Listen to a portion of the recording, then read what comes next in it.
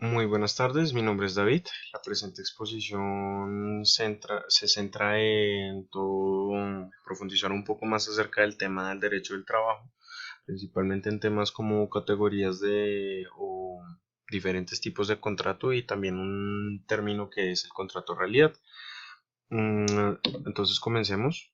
La lectura que estaba en la plataforma, principalmente, esta es una de las bases bibliográficas en las que me basé, nos comienza contando un poco acerca del contexto de todo el origen del derecho laboral, que surge principalmente para proteger a las personas que se encuentran en una relación de trabajo entre el empleador y el trabajador.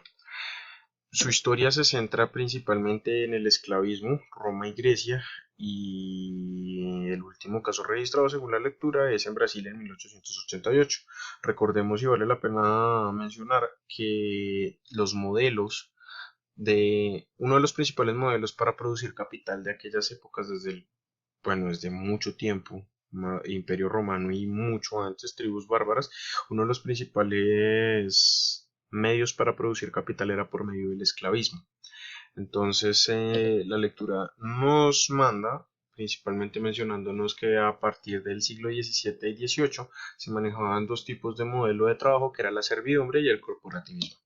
El primero, que es la servidumbre, menciona que hay una serie de hombres, de trabajadores libres, que tienen que responderle y rendirle cuentas al señor feudal, y que para rendirle cuentas al señor feudal, ellos utilizan el trabajo de la producción agrícola y trabajan únicamente en la tierra.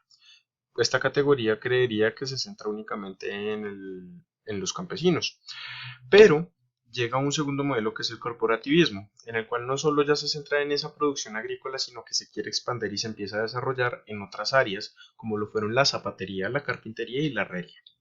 Dentro del corporativismo surge algo muy importante y algo que llama mucho la atención, y es que dentro de ese modelo surgen como las primeras jornadas laborales, donde se determina que los trabajadores, bueno, no van a trabajar en ciertos días, como por ejemplo el día domingo, y surgen como los primeros gremios que dan aportes económicos para ayudar en asuntos de funerales, por X o Y razón, o sí, por el eh, fallecimiento laboral, orfandad y también viudez.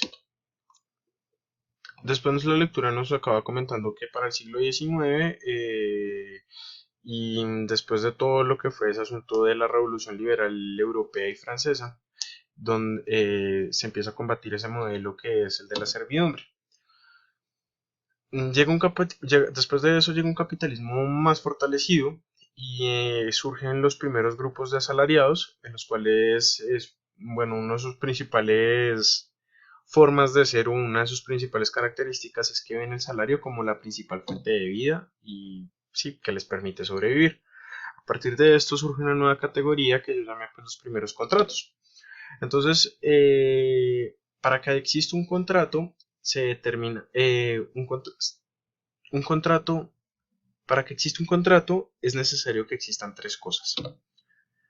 La primera, una actividad personal del trabajador, o un servicio que una persona en específico puede brindarle a un empleador con una actividad también específica. Un segundo elemento, que sería la subordinación, que se centra principalmente en que el trabajador tiene que seguir ciertas reglas, ciertos estatutos, ciertos horarios, cumplir con ciertas normas de conducta. Y debe recibir una remuneración o un salario, o como recompensa de sus servicios. El contrato realidad, entonces, significa que no importa qué denominación se le da al contrato, si se cumplen los tres elementos anteriores, ese contrato se puede considerar como una relación laboral. Dentro de una de las referencias bibliográficas, ni siquiera bibliográficas, sino más que nada videográfica, había un contexto que me llamó mucho la atención, y es que este contexto de realidad, contrato realidad, se desarrolla a finales de los 40, principios de los 50, y es basado, no, surge porque la mayoría de la población de esa época, pues este país fue principalmente fundado por trabajadores campesinos, no sabían leer. Entonces, cuando se se establecían como esos contratos entre trabajador y empleador, se llevaban a cabo muchas injusticias aprovechando de que muchas veces los campesinos no sabían qué era lo que se estaba firmando. Entonces este contrato en realidad hace que la dinámica de relación, o valga la redundancia, la realidad de lo que está pasando, prime por encima de la forma del contrato. También cuando se manifiesta un contrato de realidad es porque existe subordinación y se cumple con un contrato de trabajo, y principalmente porque también se cumplen con turnos y horarios de trabajo aun cuando una persona está dentro de un contrato de prestación de servicios. Los tipos de contratos, entonces, como los más conocidos principalmente son los de término fijo, que pueden durar de un día hasta 3 años y pueden volverse a renovar máximo 3 veces. Se cumplen con todas las prestaciones de ley que incluyen las cesantías, la salud, etcétera. Un ejemplo, bueno, ver este tipo de contratos dentro de la investigación, y también recuerdo clases de pregrado en las que ver este tipo de contratos realmente es extraño. Para algunos casos, como principalmente instituciones educativas, colegios principalmente, se da este tipo de contratos, pues duran generalmente un año y se renueva. Un año y se renueva. Entonces ahí podríamos ubicar como a un gremio que sería el de los docentes.